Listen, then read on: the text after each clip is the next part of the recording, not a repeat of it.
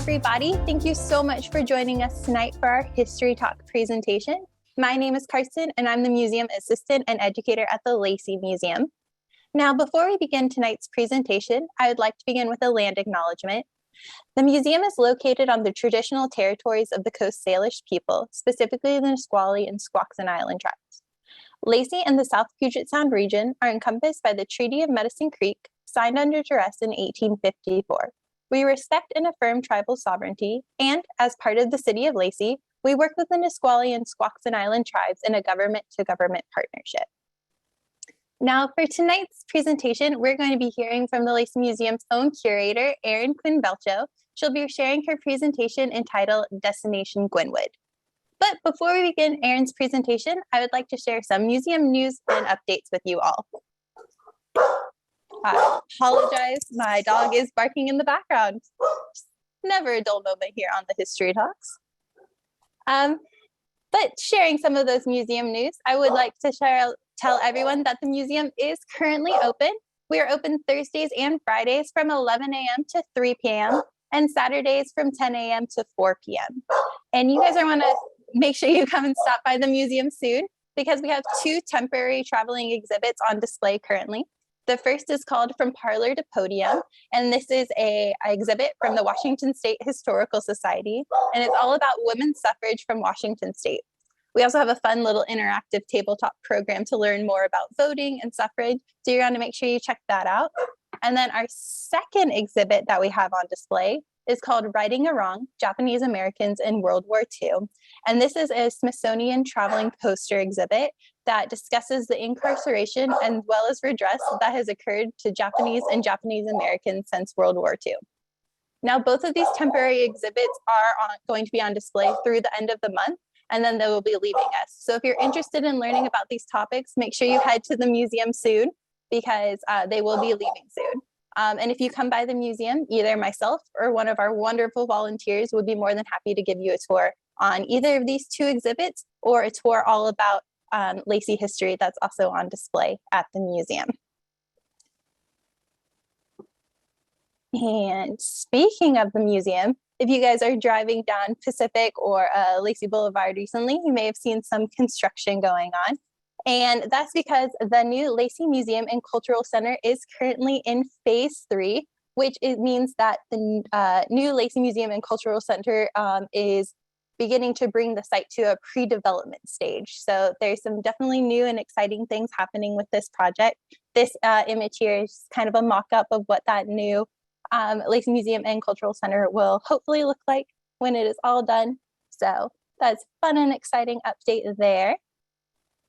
And another fun, exciting one we have here is the new Lacy Museum. We have just launched it, so it's new and exciting. There's lots of things you can see on there. You can submit research requests and look at some of our digital collections. I do apologize, the link down here is not where you're going to want to go. If you want to check out the new museum, you're going to want to go to lacymuseum.org, and that'll take you to our new museum website.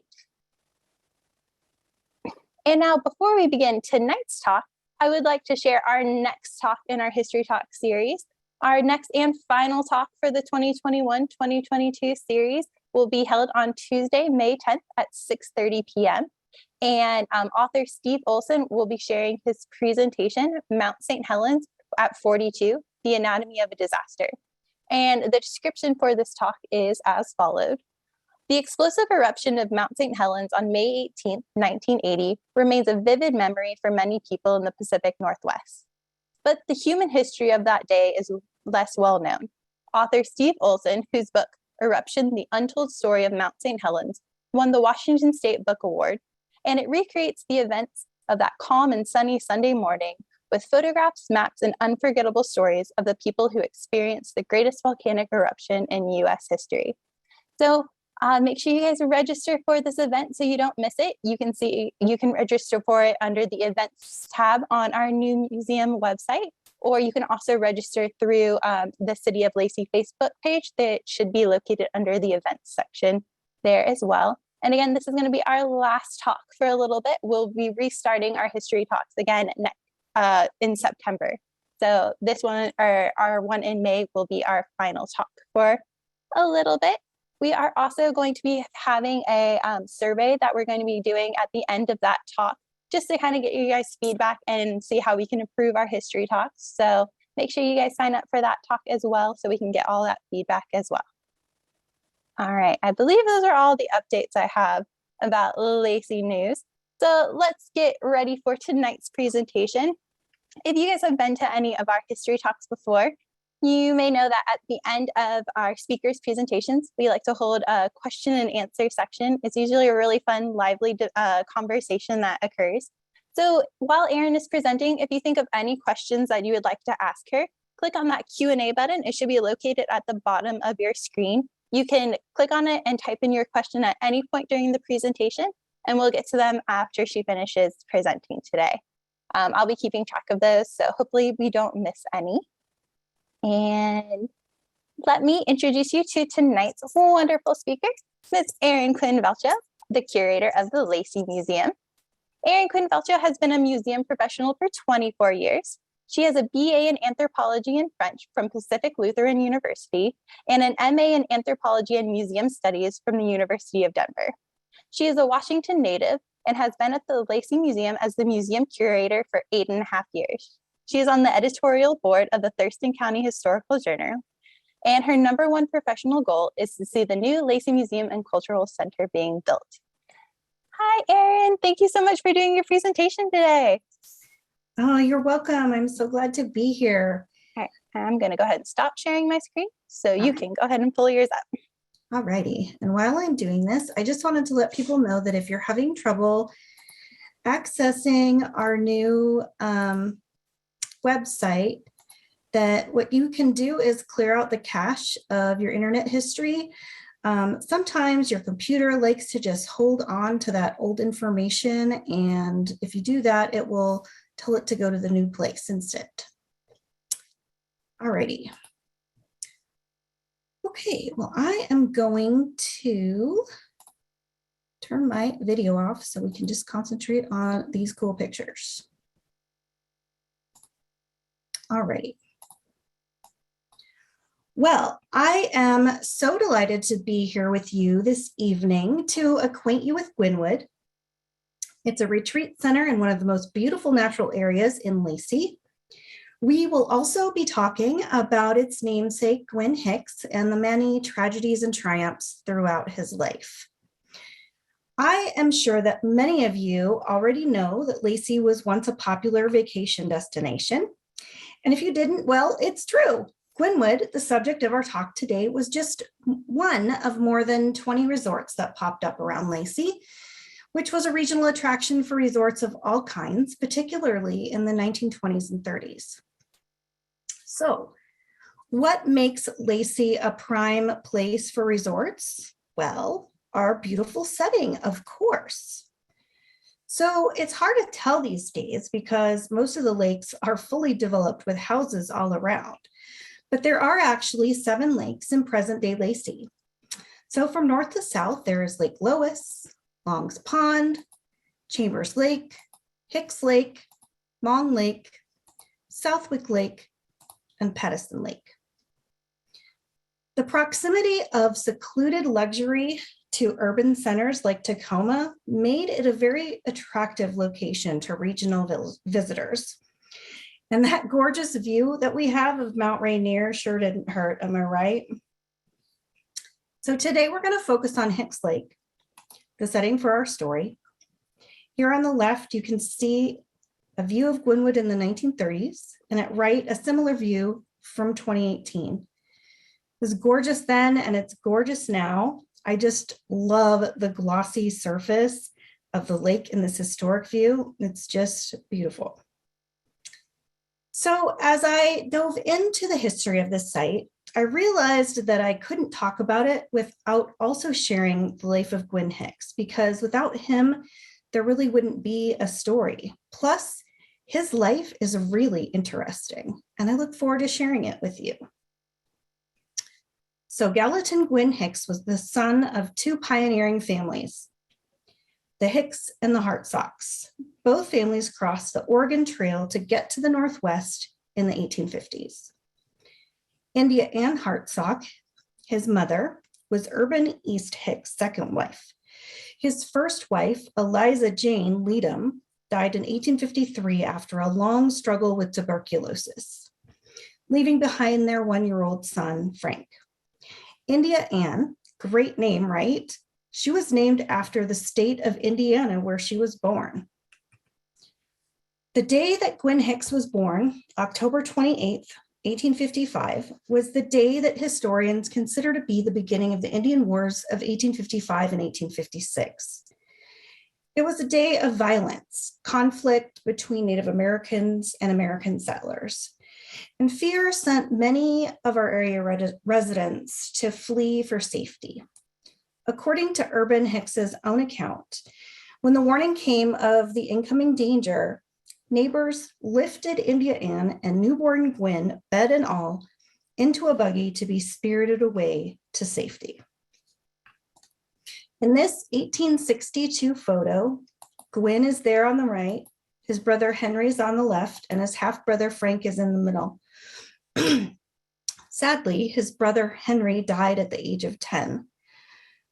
The brothers were just a year apart. Frank would go on to become a prominent dentist in Tacoma. Although Gwin was born in Thurston County, the family moved to Portland where his father was a newspaper publisher. Because of that, Gwin got his early education in Portland, and he later attended the University of California in Oakland. I've read that he studied medicine, but at least in 1878, he was studying engineering. Maybe he switched majors. I know I did many times back in the day. In any case, it doesn't seem that he graduated, so maybe he decided it wasn't for him. Throughout his life, he would spend significant amounts of his time between Washington and Oregon and California. So here's Gwin as a young man. I mean, check out that mustache. That is amazing. Gwin learned the printing trade from his father, Urban East Hicks, who had been a printer in Hannibal, Missouri. Urban claimed to have been, whoa, go back. Oh, I just ruined my whole surprise. That's what happens when you use two mouses, you forget what you're doing. Urban claimed to have been taught to set type by a famous Hannibalite. I was going to ask you who you could guess that might be, but I just showed you. Is there anyone else more famous from Hannibal, Missouri than Samuel Clemens, also known as Mark Twain? So Gwin's daughter, Hazel, recalled a special visit from Twain at Gwinwood when he was on a trip to Olympia when she was a little girl. And there are also letters from Urban in Twain's personal papers. Gwin was a reporter and a printer with his father in Portland until 1882 when he moved to Tacoma and became a typesetter and later the city editor of the Tacoma Daily News. This career, combined with his interest in politics and public service, would lead him to a lucrative and well-connected career. Hicks was active in politics throughout his life, serving as a delegate to political conventions over several years. In 1885, he became Deputy Collector of Internal Revenue under President Grover Cleveland. After the appointment was up, it was noted in the newspaper that he stepped down, quote, with great credit for his efficiency and the satisfactory manner in which he performed his duties. He resigned his post on July 1st, 1889 to head the Tacoma Real Estate Board and Stock Exchange. That same year, he was elected a member of the Washington State Constitutional Convention. This group was formed to develop a constitution for the newly proposed state of Washington. Gwin was one of the youngest delegates, and he held the unique distinction of being the only one to have been born in the Washington Territory. Everyone else had, of course, come from somewhere else. I keep doing that. Okay, I'm moving this mouse over here, so don't do that. All right. In 1896, Hicks was elected to the position of state printer under Washington Governor John Rogers. So it was this position that would boost him permanently into the public consciousness. He had a number of public controversies when he was the state printer. In his first term, a battle with the Seattle Typographical Union played out in the newspapers, and it included the filing of lawsuits on both sides. The matter was settled through arbitration, and despite the scathing newspaper articles over his conduct, he was reelected in 1898. The position of state printer was eliminated in 1901 when his term was up, and that was in no small part due to that scandal over the awarding of printing contracts and his very public fight with the unions. In October 1914, he was appointed by Governor Ernest Lister to become the resident superintendent of the state of Washington at the Panama, California Exposition in San Diego. So expositions were kind of like state fairs, but on steroids. This one was to celebrate the opening of the Panama Canal and to promote San Diego as the first US port of call for ships heading north after going through the west side of the canal. And Washington was one of just a few states that was invited to the exposition to build its own building with exhibits inside. And here is a picture of the Washington State Building. The Washington State Legislature approved $200,000 to ensure that the state made a grand showing at the fair. The purpose was to try to encourage new residents to move to Washington and to bring tourism to the state.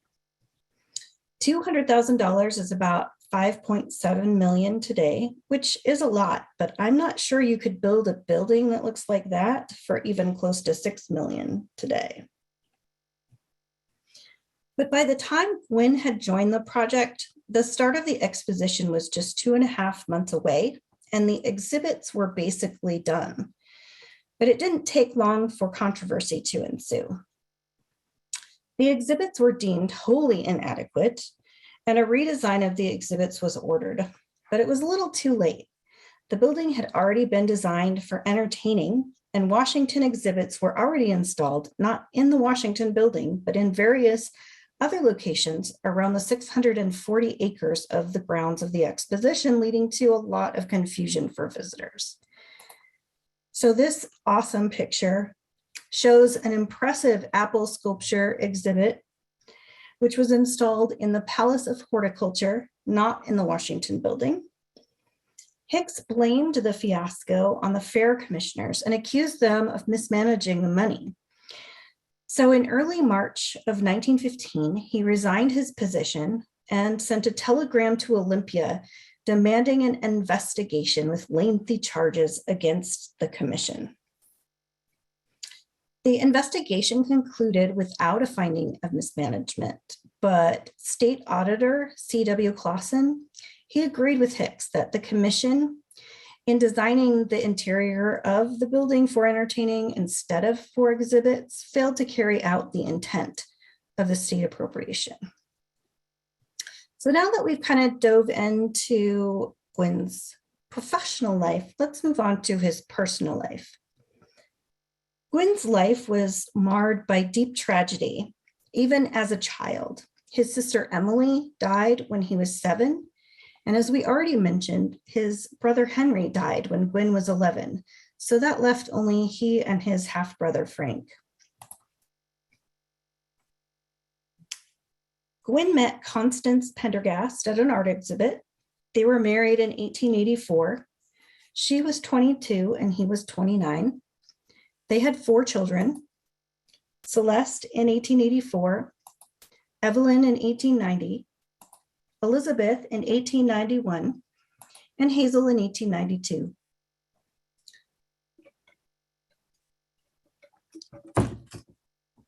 Evelyn and Elizabeth both died as infants less than a year apart.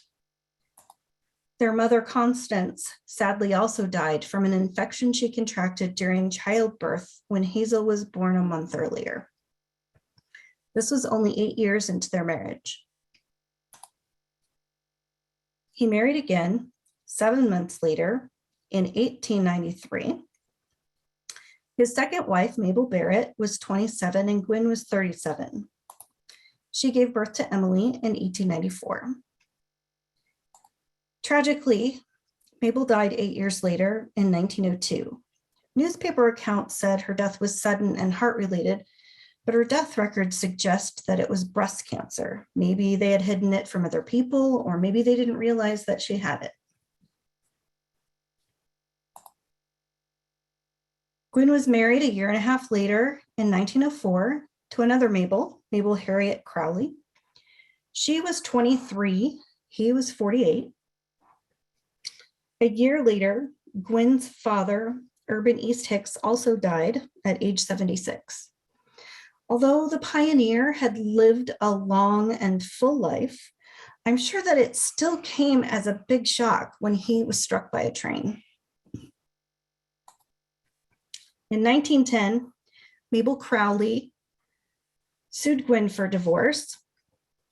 It says Harriet in these articles, she was Catholic, so maybe she didn't want Mabel in the paper. I'm not sure, but interesting.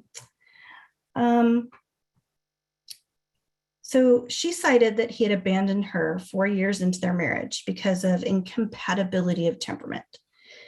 According to a newspaper account, she claimed that Gwin moved to another city because he said he could no longer live with her and she had better secure a divorce.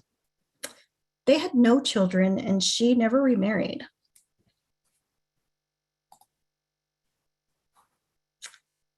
Gwin married Gertrude Walters in 1911. He was 55 and she was 29. They had 2 children together. Daughter Gwendolyn was born just 4 months after their wedding. Mary Louise was born 2 years later in 1913. In late 1914, Gwin and his family moved to California so that he could preside over his work at the exposition in San Diego. He stepped down from that position, remember, in March of 1915. Less than 3 months later, he was driving with his family and 2 of his wife's relatives in Long Beach, California, when he was run down by an electric streetcar. He saw it coming, but skidded on wet pavement when he applied the brakes. The car was a total wreck, and all of his passengers died. He almost died himself. But in the car with him were his wife, Gertrude, and their 2 young daughters. 2 years later, tragedy struck yet again when his recently married daughter, Emily Boyle, his daughter by Mabel Barrett, died at the age of 22 in childbirth. Her son didn't make it either. That is indeed a lot of tragedy for one lifetime. But believe it or not, yep, he married again. For the 5th and the final time, he married Jessie Moon Coyle in 1922. He was 66 and she was 29. So in case you missed it, let's recap. He was married 5 times, each time to someone younger. All of his wives were in their 20s, even when he married at 66. So although he died leaving Jessie a widow, she was in the process of divorcing him. We'll come back to that in a little bit, but right now we're going to turn back to the land and the lake. This 1872 map shows that most of the land around the south portion of Hicks Lake was owned by Gallatin Hartsock, Gwin's grandfather, and he inherited some of this after his grandfather died. Gwin Hicks built his Victorian mansion on his 40-acre estate in a picturesque location on the southern shore of Hicks Lake. That was in 1897. The water supply for the house was pumped by the windmill on top of the turret. And after the turn of the century, stables, a dance floor, and a picnic area were added. We are lucky enough to have interior shots of the house, which are not very common in this time period. They illustrate the Victorian stylings of the house. Note the many different patterns in the floor coverings, curtains, wallpaper, and other minor elements. Also popular during this time were lace curtains, stained glass windows, and ornate furniture. Gwinwood was the Hicks family country estate, which they sometimes referred to as their summer home. Dang, I'd like to have a summer home like that. Well, I mean, if someone else cleans it, you know. The rest of the year, the family lived in Tacoma or Southern California. They, of course, used the extensive property to host gatherings of family, but the Hicks were also well known for hosting delightful parties and sharing their estate with friends for lavish and exclusive recreational events. Beginning in 1903, Gwin lent the grounds and clubhouse at Gwinwood for various events and parties, including the Country Club of Olympia, organized by prominent women of the day. Although their inaugural event on July 4th was in jeopardy due to the forecasted rain, which has ruined many a Northwest event, to be sure, the weather held, and the newspaper described it this way. The opening of the season for the country club at Gwinwood yesterday was all that could have been desired. Everyone whose pleasure it was to take part in it were delighted with the day, with the beautiful home and picturesque grounds, the walks through the slashed wood, the boating on the lake, the tennis courts, the dancing pavilion, in fact, everything that was there and that could be desired.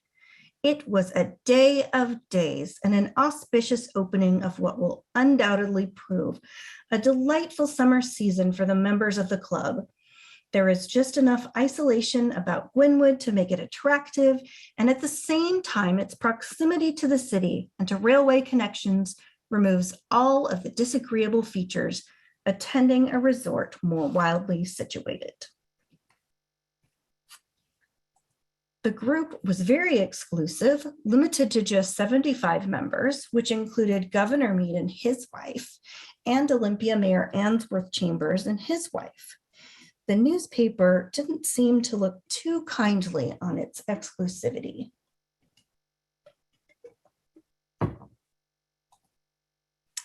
In July of 1915, the Olympia Golf and Country Club explored the idea of purchasing 45 acres of Gwinwood for a golf course and leasing the mansion for their clubhouse. This was different from the exclusive country club we just talked about.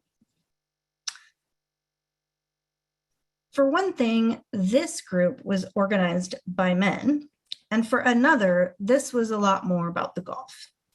But in any case, their current golf course was on lease at the Chambers Homestead, which is now Panorama. Their lease was set to expire at the end of 1915, and they wanted to have a new place ready by then. So if you recall, May 1915 was when Gwin had suffered the tragic loss of his fourth wife and their two young daughters in that car accident.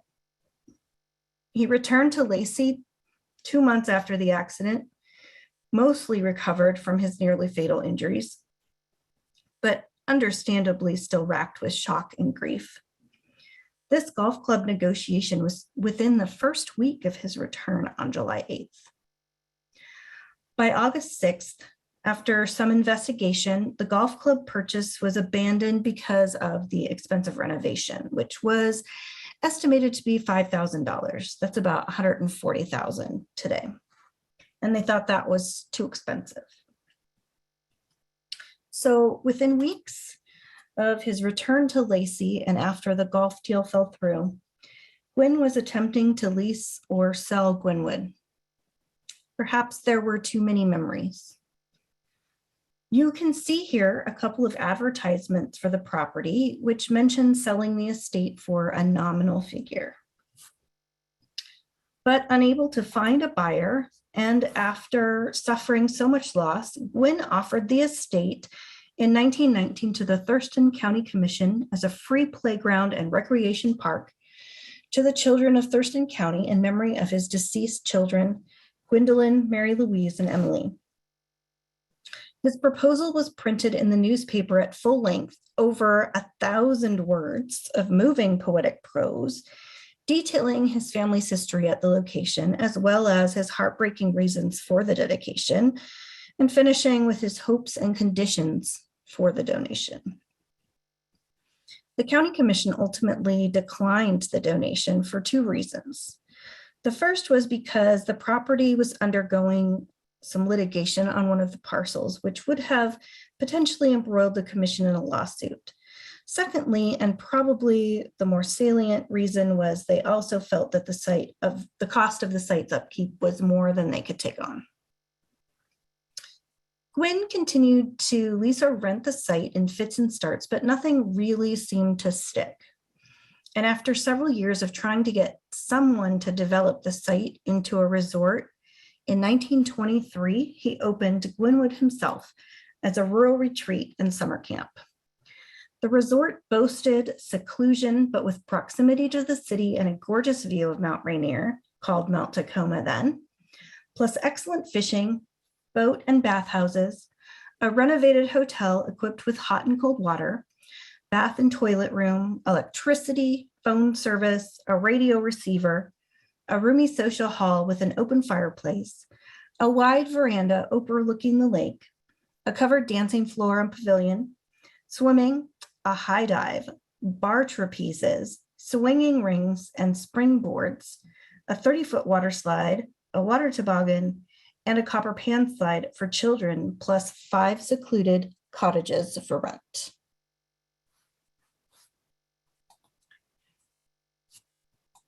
Regional advertisements like this one here brought people from all over the state to enjoy what Gwinwood had to offer. In his final attempt to find life for the more than 20 acres of Gwinwood after him, in 1927, Gwin announced the creation of a foundation called the Hicks Lake Home for Pioneers, which would be a home for old pioneers and their descendants from Thurston and nearby counties. Revenues from the resort until his death would be used for an endowment that would help fund the project. But instead of asking whether the Thurston County Pioneer and Historical Society and the other county pioneer organizations would be interested in such a venture, he simply named them as inheritor in a trust created by his will. The next day after this announcement, his 5th wife, Jessie, filed for divorce, charging cruelty, jealousy, and various other complaints, and petitioned the court for a just share of the extensive properties. She also named his son Celeste for meddling in the marriage and making unjust accusations to drive a wedge between them. But just a few months later, while Gwin was on a trip to California in January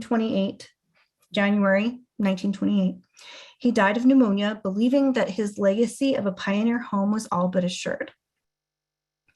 In March, 150 to 200 early settlers descended upon Olympia for the annual meeting of the Thurston County Pioneer and Historical Society. And one of the items on their agenda was to consider the gift. And in the end, they and the other pioneer organizations turned down the offer and waived their claims to the gift. Before he died, Gwin had basically disinherited Jessie. In his original will, he had bequeathed her a property they shared in California, but in 1926, he had changed his will, leaving her with only the furnishings from that property and a car, which seemingly was probably hers to begin with. A few months after his death, his heirs, Celeste, Hazel, and Jessie, sued the estate for the extensive real estate holdings. And for legal reasons, they also had to sue those historical societies. They argued that Gwin was not competent at the end of his life and was imbued with a mania to defeat his wife out of her rightful share in the estate when he sought to establish the Hicks Lake Home for Pioneers. In the end, the trust and the final will were declared invalid due to Gwin not being of sound mind and being incompetent to execute his document, his will. So as part of the negotiation and to prevent Jessie from proceeding with contesting the estate, Celeste and Hazel worked out a deal with Jessie that she would receive the property in California, including the furniture, plus $500 for herself and another $500 for her attorney's expenses in exchange for making no further claims on the remainder of the estate, which was divided between Celeste and Hazel.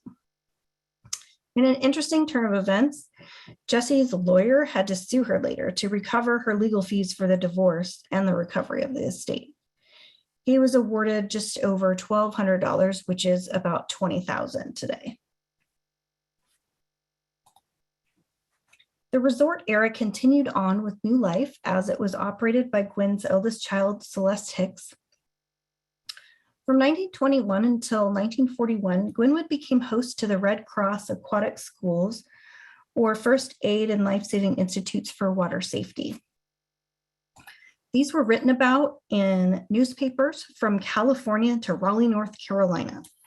The first year was sponsored by Olympia Knitting Mills, who helped promote the Swim in Safety campaign. The purpose of the Institute was twofold: to teach non-swimmers to swim and to teach swimmers how to protect the lives of others. And the summer's end was capped by an aquatic dancing show and costumed entertainment numbers. Boy, do I wish I had pictures of that. In February of 1937, C.S. Risvold, a banker in Tacoma, purchased the Gwinwood estate. Carl and Donna Risvold continue to run the resort and the Red Cross Institute for a decade. In 1947, the Western Washington Christian churches purchased the property from Risvold for $24,000 to develop into a conference and recreation center. That's just over $300,000 today, pretty cheap by today's real estate prices. The board decided to keep the name Gwinwood since it was already well known by that name. They hired Irvin Himmelberger as the manager and caretaker. He was there for almost 20 years, retiring in 1966. I could only find this picture of his wife, Lily, but since they both lived on site as caretakers, I am sure betting that she did a whole lot of the work too. In the winter and spring of 1948, Irvin and large parties of churchmen from Bellingham to Aberdeen came down to spruce up the place. They remodeled one of the large old barns to make a boys' dormitory using lumber from the old bathhouses. The dance pavilion was turned into a recreation hall, and they built a dining room, a kitchen, an outdoor chapel that overlooked the lake, a ball field, and even a volleyball court. The Gwinwood house was converted into administration offices, classrooms, as well as a girls' sleeping area. By May, the camp was ready for action, and here, this picture on the left is of the second year of Western Washington adult conferences. This picture's from June of 1949, and you can see the house and the water turret behind them. The impressive Gwinwood house was torn down in 1960 to make way for the new modern lodge, necessary for a conference center. The old Gwinwood mansion was in a sad state of disrepair, and so the board had to reluctantly decide to tear it down. An old family story, not sure which family, told of valuable bonds hidden within the house. So it was carefully dismantled just in case, but to my knowledge and the current owner's knowledge, nothing was ever found when they took it down. So by 1957, they were ready to finance and build this lodge. It was built on a pay-as-you-go basis. So they would build as the money was raised to fund it. Hundreds of volunteer workers helped, including many skilled laborers from the various churches, and they often brought valuable materials of their trade, including plumbing, electrical wiring, lumber, and conduit. It took 3 years to build and more than $20,000, which is more than $200,000 today. It was named Mckinnon Hall or Mckinnon Lodge in honor of the board's first president, who was the one who originally found and proposed this site. In the years after this, Gwinwood was used by the member churches for conferences, summer camps, church services, and other events. For a decade, they hosted a popular summer camp for children with disabilities. In 1975, a property adjacent to Gwinwood, owned by Meyer Fox, was offered as a donation to the city of Lacey for a park. Lacey Parks and Recreation Director Jim Sheeler, he was in talks with the church groups to buy Gwinwood, and a state grant was even awarded to develop the park using the Fox property donation as matching funds. But it appears that the sale of the Gwinwood property fell through, although I have yet to discover why. I'll have to investigate that further, but quite obviously Gwinwood did not become a city park. It is believed that it's possible a couple of the buildings still on site might be original to Gwinwood, including the office, a couple of cabins. This might not be a picture of one of the cabins that's original, and an activity building that they call the back porch. Today, the site continues to be owned by the churches, but it has been rebranded as a non-religious retreat center open to all. Although it's not quite the legacy that Gwin envisioned, I can't imagine that Gwin Hicks would be disappointed in Gwinwood today. Nearly 100 years after his death, his name still carries on at a beautiful site that remains available to the public in secluded natural beauty in the heart of Lacey. I really think Gwinwood is one of the little known gems in Lacey, and if you haven't had a chance to visit, I highly recommend that you do. I really appreciate everyone being here tonight. Thank you so much. I'd be glad to take any questions.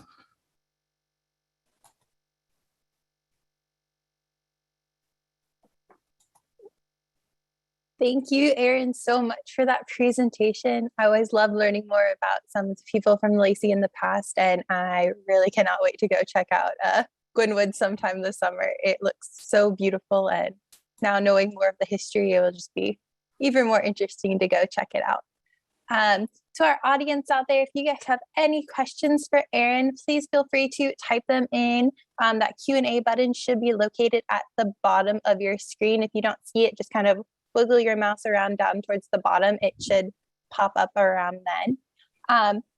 But while we're getting those questions in, Erin, I wanted to ask you, how did you begin the research process about Gwin Hicks and the Gwinwood property? Like, what sparked this research? Well, I was working on, before COVID, I was working on doing a presentation about the resorts. And I'm going to go back a little bit. We did a bus tour before COVID in 2019, and we used Gwinwood as the site for that. We had lunch out there.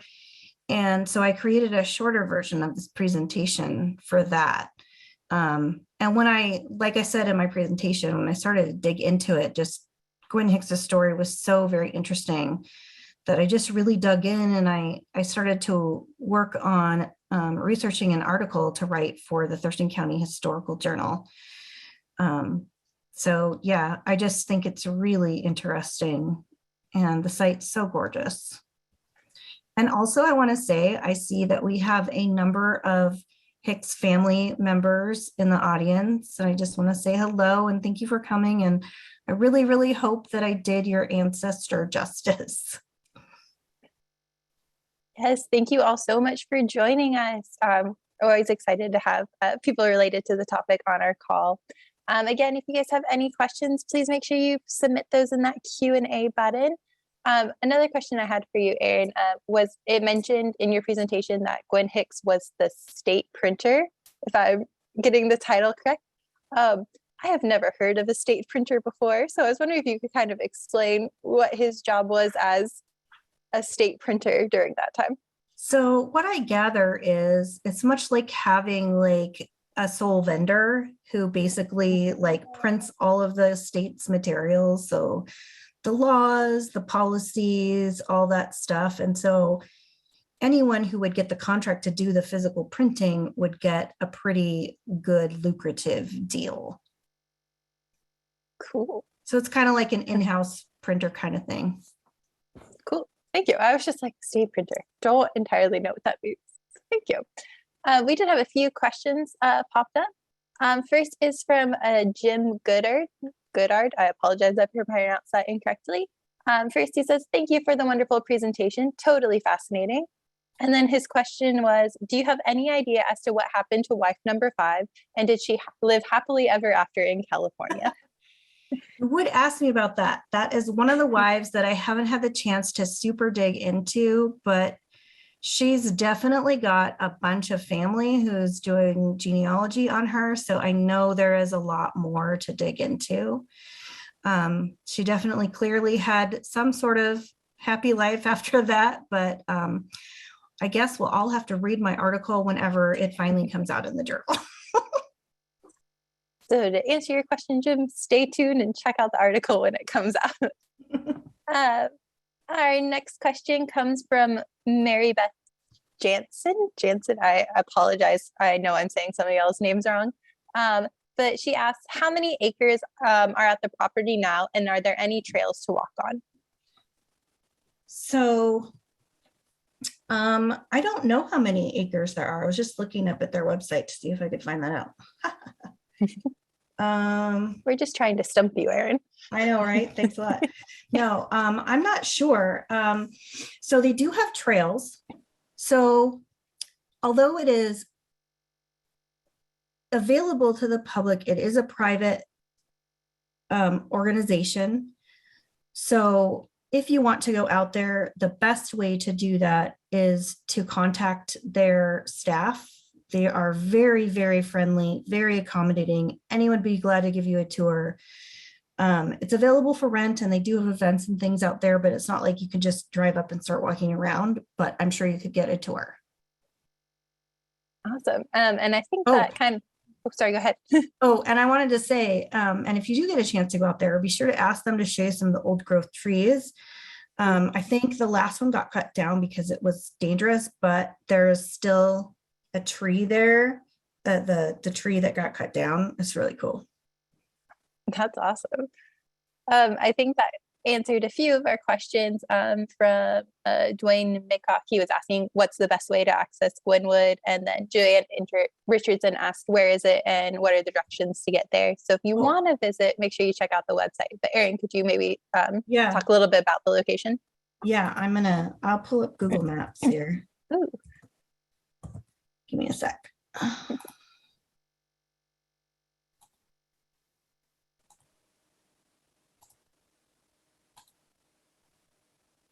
Okay. So here's Hicks Lake.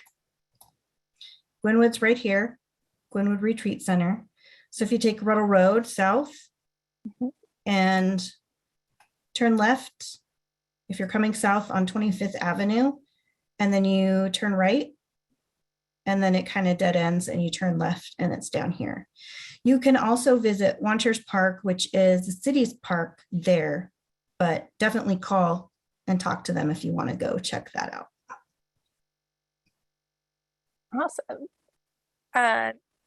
Another question that popped up for you, Erin, is from Greg and Sheila Griffith. They said your talk was very interesting. They say, my question is that I remember Gwin Hicks being a member of the Thurston County Historical Commission back in the 1980s. What was his relationship to Gwin Hicks of your presentation? I seem to remember that he was a pilot and air enthusiast. Yes, he was definitely a pilot. That's Gwin Franklin Hicks. Okay. And I'm going to pull up the tree just to make sure I don't get it wrong, because I have one of his children in the audience. So Gwin, actually one of his grandchildren, I should say. So Celeste had 1, 2, 3 children, and one of them was Gwin Franklin Hicks, who was the aviation, he would have said aviation enthusiast, and was also a really huge supporter of the Lacy Museum and was a longtime member of the Lacy Historical Society. There are many Gwins. Gwin Franklin also had a son, Gwin Jackie. So, yeah. Wonderful. And then our next one, I believe it's from Elizabeth Armstrong. There was a slight confusion with the name, but I think it's Elizabeth Armstrong. She said she doesn't have a question now. She's a descendant and wanted to thank you for your excellent presentation. She's heard stories from her grandmother and she loves seeing all the photos. So thank you. And then we have another question from Allison McDonald, and she asked, did your research find anything about a dance floor on the island on the lake? On an island in Hicks Lake. Is there an island in Hicks Lake? I'm not sure, but a dance floor on an island sounds very cool place to be. There's an island in Long Lake.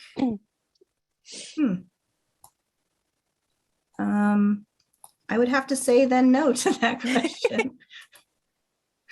Nothing about a dance floor. That's very interesting. Rumors like that always have some sort of something in reality. So it'd be interesting to know where that came from.